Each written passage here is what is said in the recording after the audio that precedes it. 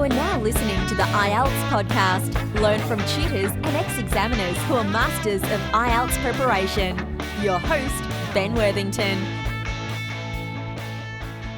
Hello there, IELTS students. In this tutorial, we are looking at some recent questions seen by students in the exam, and we're also going to answer some questions that we've found online, posted around the internet by students. But most of these were sent in by our students who recently completed the test, and then they send them in, and we can pull together a big report like this and give you sample answers and ideas to help you move forward and pass the exam. Now, this is one way of improving, of listening to authentic native English speakers give professional, pretty much band 9 answers. Another way to improve is to send in your work and we can give you feedback on it. That's a fast way. And just remember to clearly define when you are sitting down and you're working, what are you doing now? Are you actively working or are you passively learning? At the moment, you're passively learning. You're probably, doing the washing or sat down or you're commuting and you're passively learning. If you're taking notes, you've transformed it into an active lesson. Don't worry, you don't always have to be actively learning English or improving your IELTS score.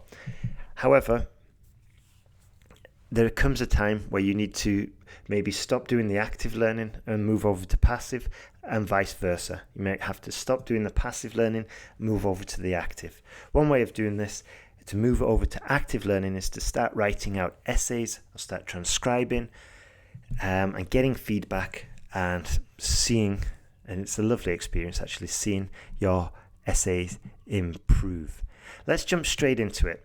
As you know, my name is Ben Worthington. I'm from England and I've been teaching students how to pass IELTS for a very long time, and this is how we help our students. I got into this by interviewing, well, first of all, I decided to choose IELTS as a kind of like sector in that I wanted to specialize in, because we all know unless you specialize, you don't get results. If you're a generalist, then you're going to get average results as a teacher.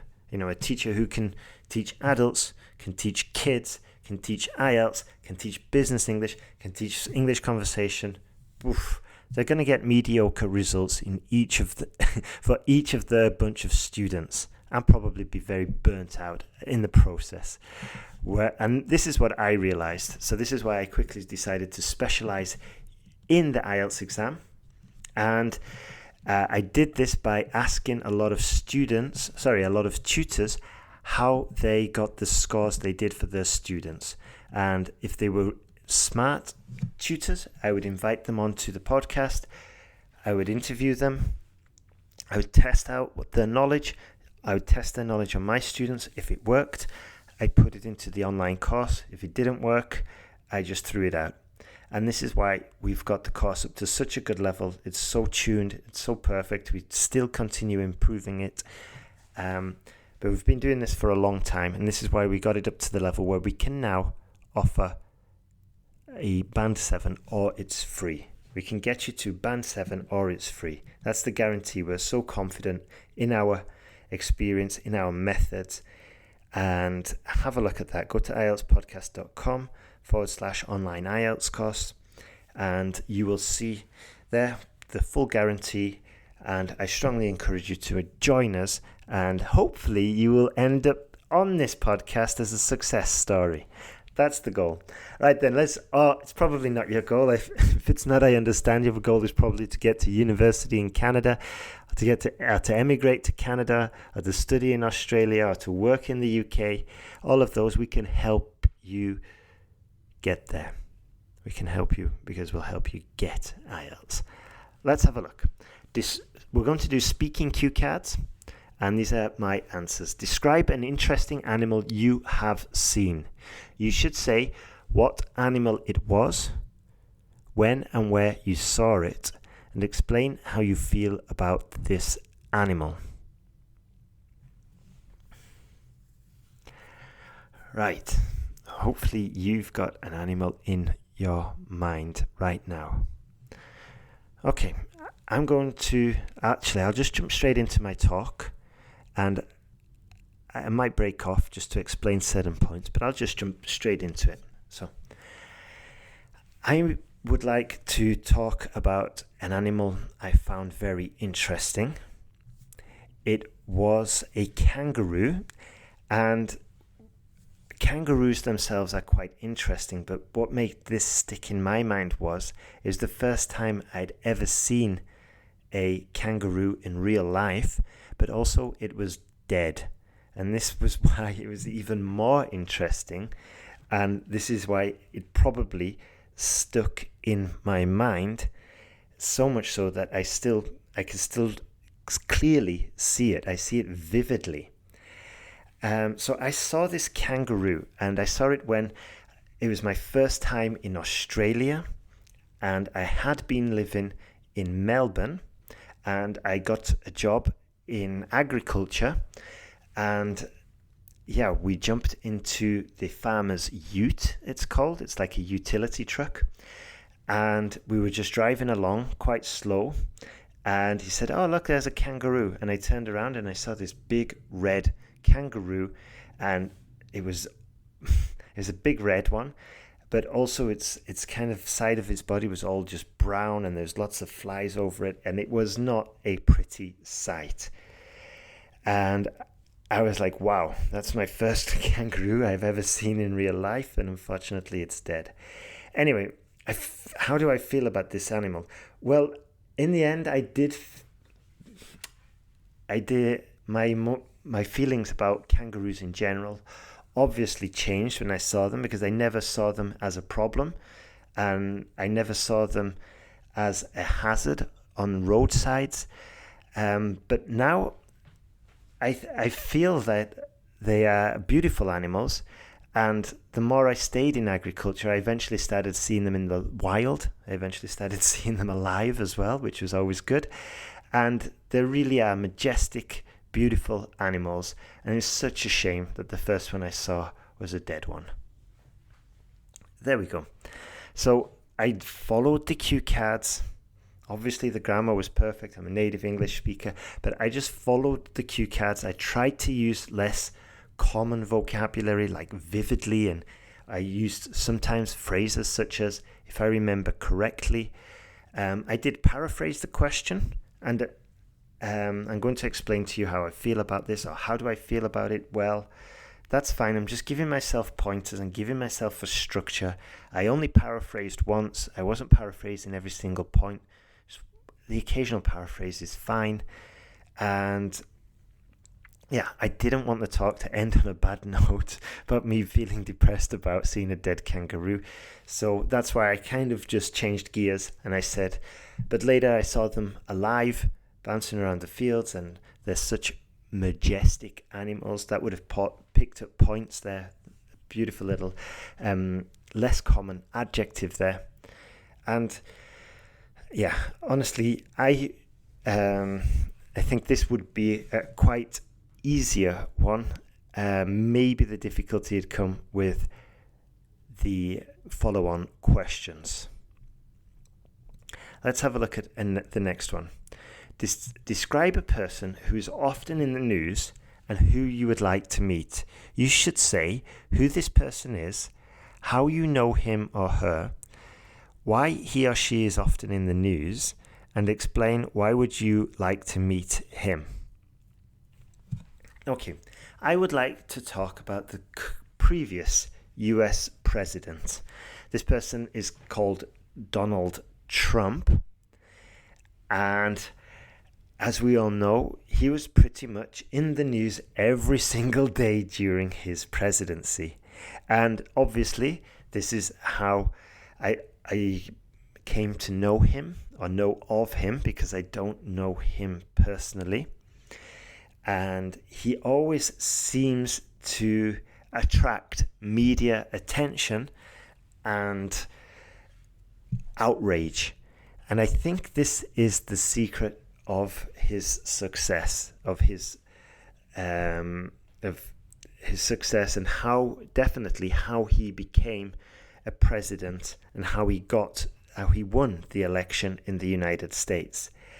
Now, I think he is often in the news, as I said before, because of what I said about him causing outrage, but also I think one of his tactics was to attack the news and call them fake news. This enraged the news media outlets, and they started to cover him more. And then the more publicity he got, the more easier I think it was for the electorate or the public, the Americans, to vote for him.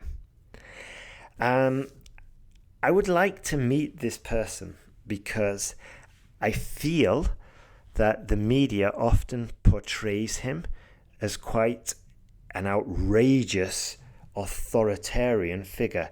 Maybe he is, maybe he isn't. I don't know personally. This is exactly the reason why I would like to meet this person. Also, although personally I'm not a big supporter, nor do I hate him, I'm quite neutral, but I am interested in getting to know this person on a personal level, and I have quite a few questions I would like to ask him. And that's my small talk about a person who's often in the news and why I'd like to meet them. I hope you liked it. There we go. Again, just working through the bullet points. This one, again, was a little bit tricky. It said, how do I know him or her? I don't know them, but I know of them. So I just made that correction. And it says, and I, again, just working through the points, giving explanations. I think I did make one mistake there, which is probably going into too much detail about the media and the fake news. So I quickly changed tracks because I thought it was going to get a little bit too complex. This is a test of language, not about the American political scene. So this is why I wasn't going to go down that road about talking about the electorate. Initially, I was going to talk about Biden, but I don't know that much about Biden, especially compared to Donald Trump. When Trump was president, it was in the news 24/7 every single day. Biden has kept a lower profile, and it makes it more difficult to talk about him. Anyway, it's probably helpful for yourself to follow the same rules, like choose something controversial with a lot of information around. It just makes it easier for yourself. And again, I'm not getting tested on my knowledge of the US elections. I'm getting tested on my ability to communicate. If I'm communicating about something that is possibly in everybody's head, everybody's familiar with this guy, then it's quite straightforward, I find. Last question. Describe a time when you tried to do something but were not very successful. You should say when and what you tried to do, why you failed to do it, and how you felt about it. Now, this is quite straightforward for me. I've tried to do a lot of things and I've failed at quite a lot of things as well. I'm just joking. But let me just jump straight into it. So I'm going to describe a time when I decided I wanted to learn salsa. Now, this was when I lived in Spain, and I had quite a few Spanish friends and Latin American friends who were encouraging me to join them in the clubs where they played the salsa music. However, the first time I went there, a few women said that I was made of stone, that I was like a brick, or that I was made of wood. I just did not have the flexibility. I don't know why I didn't have the flexibility. I think it was because of the beat. I'm used to a more Western beat, which is quite straightforward, whereas the salsa one I found a little bit complicated. Anyway, after this, I went to a salsa school. Again, I tried, but I I failed because my body was just too rigid, and I could only marginally do this when I was counting. And that's not a very Latino way to dance, counting out the steps. And how did I feel about it? I got really angry, and I remember going to salsa nights, and I wouldn't even dance because I was so angry in my head about how poor a level I had. I would maybe do 1 or 2 dances for the entire night, and that would be it. And also, I decided to go for even more lessons and did intensive courses because I was really determined to learn.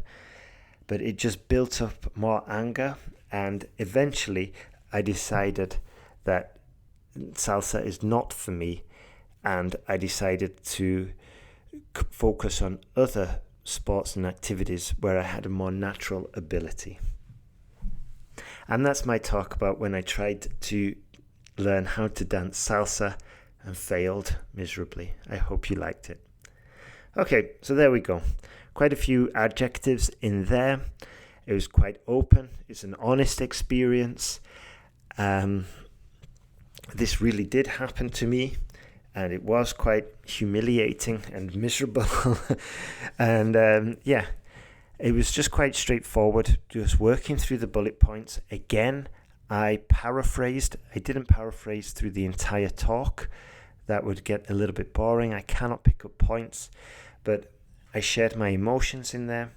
I shared lots of adjectives, lots of topic-specific vocabulary, such as the rhythm, the beat, and also, probably very important, I worked methodically through the bullet points. So I set the scene about why I wanted to do salsa, how I got into it, and then I explained very clearly why I failed and how I felt about it. And for me, it was quite straightforward to talk about how I felt because it was a very strong emotion.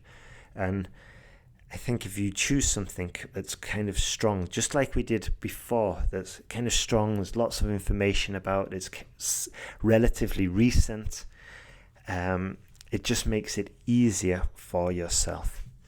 So that's it for today. If you want to carry on improving with your IELTS score, a great way to do this is to get some feedback. You can get feedback on your speaking or even on your writing. We've got a lot of students on our Jump to Band 7 course at the moment, so much so that I'm even jumping in and doing some of the corrections, and we're getting some great results, and we've got quite a lot of success stories in the pipeline waiting to be published. And ideally, maybe one day you'll be on this podcast too, and I'll be talking to you about how you passed.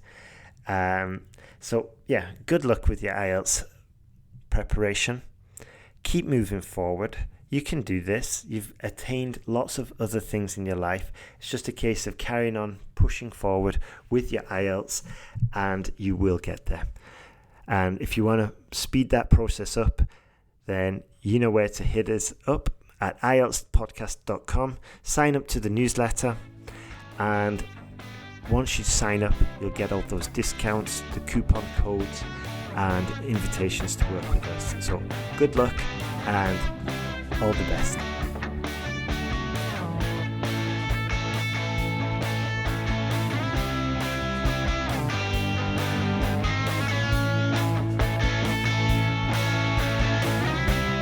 Thanks for listening to IELTSpodcast.com.